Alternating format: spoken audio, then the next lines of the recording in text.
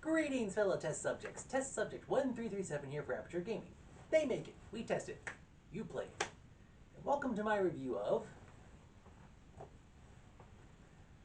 Atomic Heart.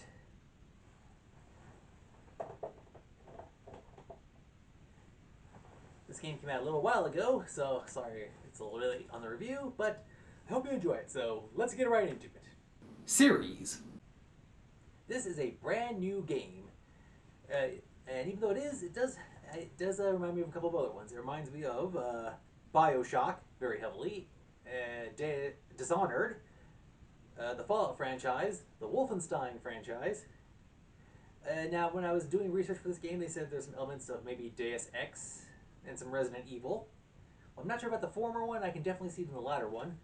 And since we here at Aperture Labs like reminding people that we are the better science company and making fun of Black Mesa, Half-Life.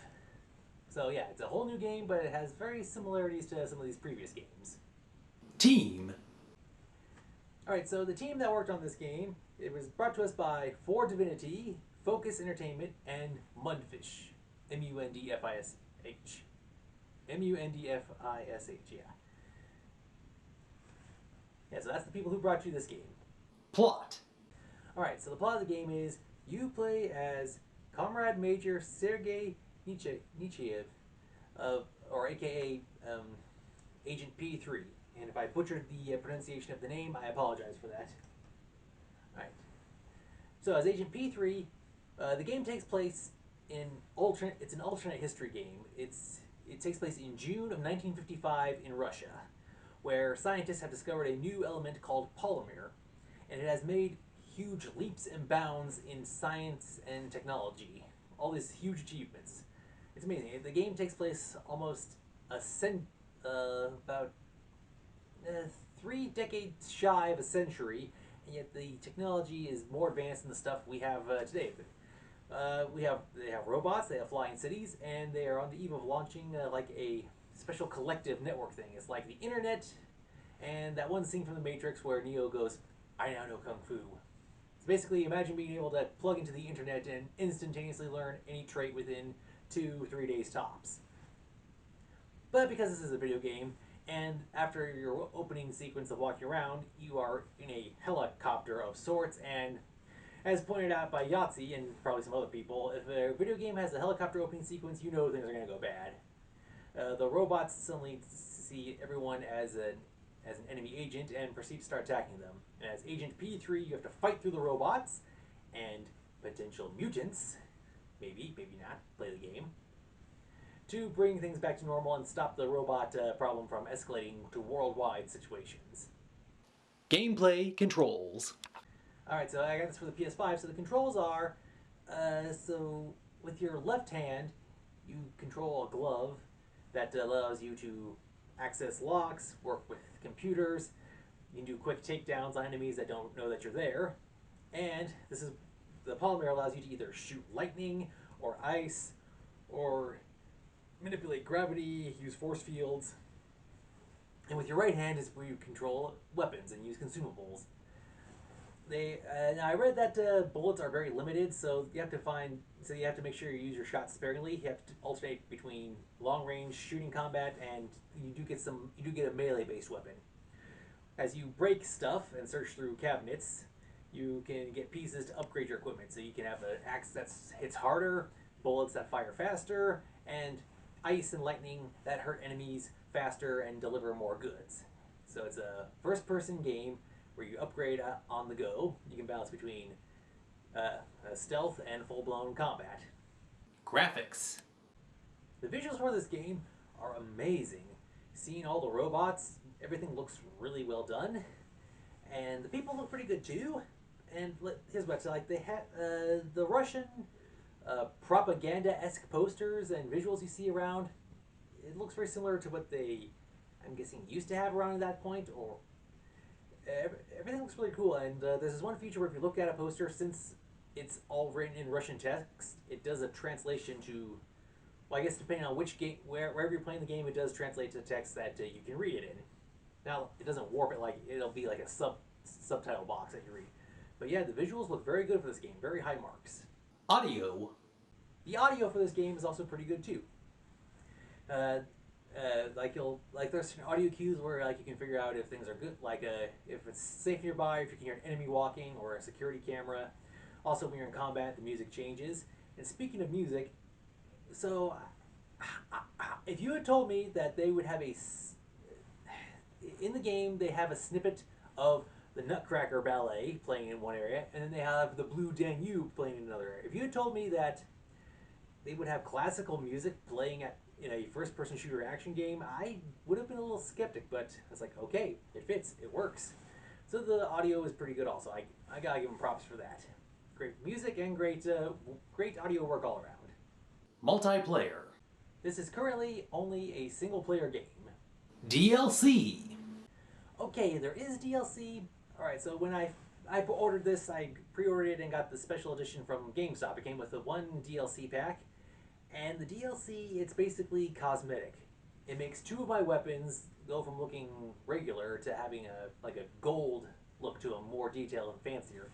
But that's the thing; it's just visual. It doesn't no faster recharge time, no higher damage. It just better looking. So, little like, what's going on with this?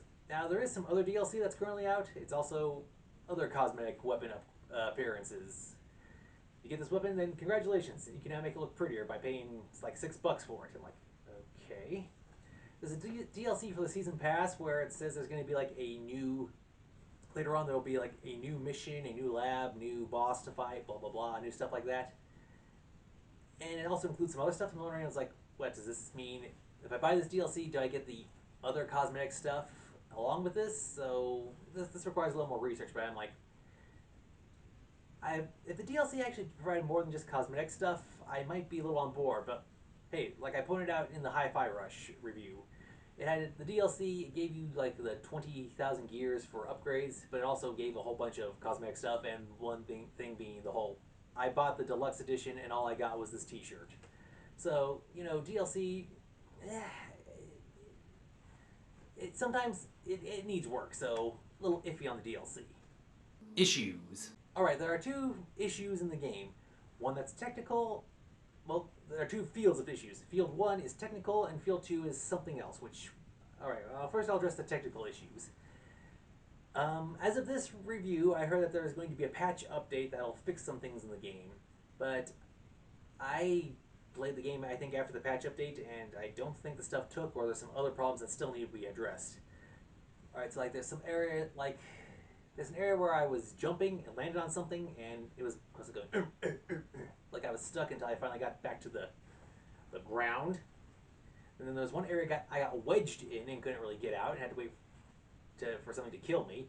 And there was one area where I got so super stuck I couldn't move, and then the game realized that there was a problem. It just like picked up my character, and just set me off like 5 yards away from where I was or so. And I was like, okay, that was freaky.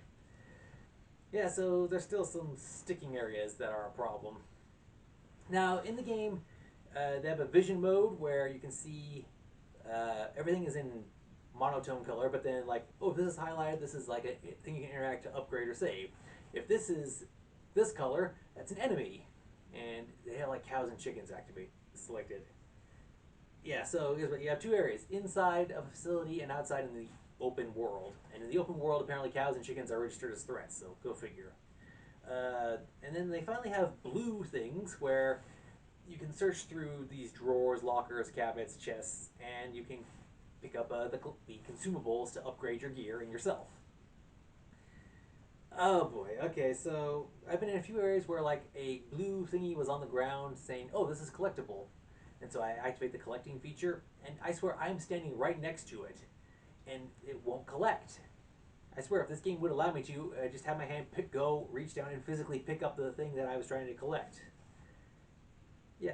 So it's either somehow not picking it up, or here's what, like there was one area where there was a collectible, but it was lodged under a piece of collapsed wall, which I couldn't get to until after the cutscene played out and the wall collapsed. Couldn't reach it, and then when I defeated an enemy, it was airborne. It blew up and crashed into the wall, and so it's out of the way of the wall. It's like several feet up the wall. I'm trying to jump and collect it at the same time, and it won't register. And then there's some cabinets, after you search through them, they're supposed to blank out. But this one was still blue, so I'm waving my hand like a crazed Jedi trying to figure out, okay, where's the last collectible? It's not registering. So there's still some of that also. And there was a little clipping thing in one area when I saw an elevator, just for one part, but that's no big deal. And remember I was telling you about how when you look at the text, they have a closed caption box that translates it to whatever language you want? There were some posters or signs that I was looking at, and I was like, okay, I'm staring at this thing, and it's like I'm challenging it to a staring eye contest. Who's going to blink first? It wasn't translating. So hopefully that got fixed also. But yeah, there were a couple of technical issues right off the bat, which were kind of, while not game breaking entirely, it needs to be fixed. And now the non-technical issue with the game. In some save areas, there was a TV, and this TV is showing a cartoon. Now they did some pretty cool cartoon stuff for this game. Like they made unique, original for this game cartoons that show how the powers work and how to use them. So like, okay, now when you are defeated in the game, whatever it is that defeated you, you have a unique game over scene showing what it is that took you out. Either the flying enemy, the robot that looks like a human, or an explosion. It all depends.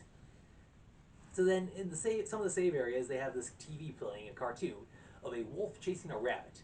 And I thought, oh, did they make an entire fake little cartoon just for this game? No, they did not. This is actually a game. This is actually a cartoon called New. I apologize if I mispronounce this. New Pagodi. It's a Russian cartoon that aired from 1969 until 2017, so almost 5 decades. It's basically the Russian equivalent of Tom and Jerry of sorts, which is interesting because I think there was actually a few cartoons made of Tom and Jerry that were made in Russia. That requires a little more research, but I think I saw it somewhere. Anyway, focus. Sorry for the long ramble, but yeah. So New Pagodi, it roughly translates to "Well, wait a minute." It's the wolf's catchphrase.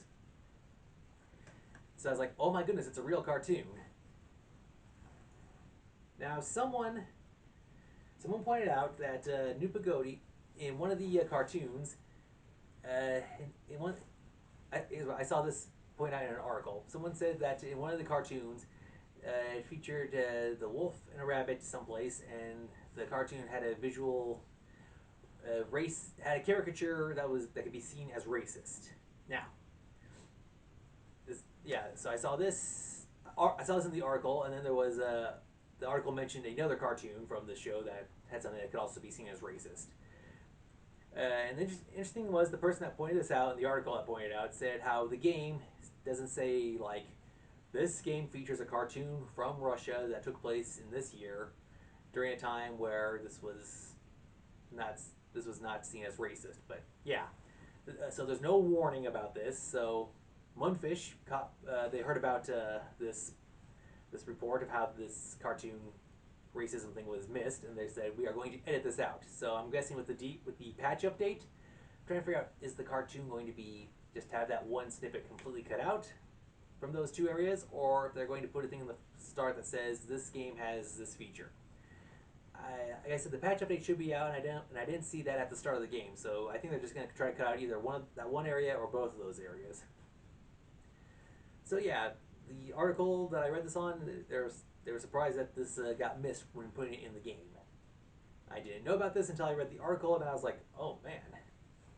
So I have no idea if it's going to be still in there or not, or how it's going to be edited, or handled, or changed, or noticed, or talked about. But yeah. So yeah, if you are playing the game, just know that there was something that was in there, and it's either going to still be in there or it's going to be edited out. So just giving you a heads up on. Like I said, the cartoon ran for almost 5 decades, so yeah, just keep an eye out for that. Buy, rent, or pass. Alright, so I'd say this game is a definite buy. If you're a fan of at the start of the video, which seemed like a long time ago, at the start of the video I talked about all the game series it reminds me of, so if you're a fan of any of those series, then give this game a shot. It's very interesting, it has a good story, and I like the visuals, and I like how it plays. and hopefully once they get all the bugs sorted out, it'll be really good. So yeah, I say it's a buy. Overall score. Yeah, I'd seen this game. I think I saw I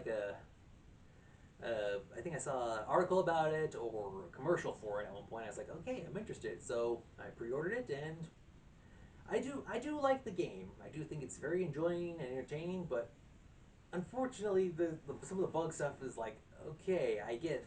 Thankfully, thankfully we live in the era where now if there's an issue with a game, it can get patched up later on, and hopefully we'll get another patch fairly soon, which will help fix some of the more technical errors. Because one of the things, like I said, I couldn't collect something because some wall fell on it, and I'm pretty sure that's. I thought, oh, I can go back later and grab it, but no, I couldn't even go back after I officially cleared the area. Seemed a little weird. So the game does have a few flaws here and there. Some that are part of the game, and then some that are technical issues. And then, of course, like I said about the cartoon. So the game, it's not perfect, but it's really good. It just needs to fine tune and fix a few things here and there. So I give Atomic Heart a 9.5 out of 10. Alright, well, that's all the time we have for this episode. Until next time, this has been Test Subject 1337. Thank you for watching. And as always, game on!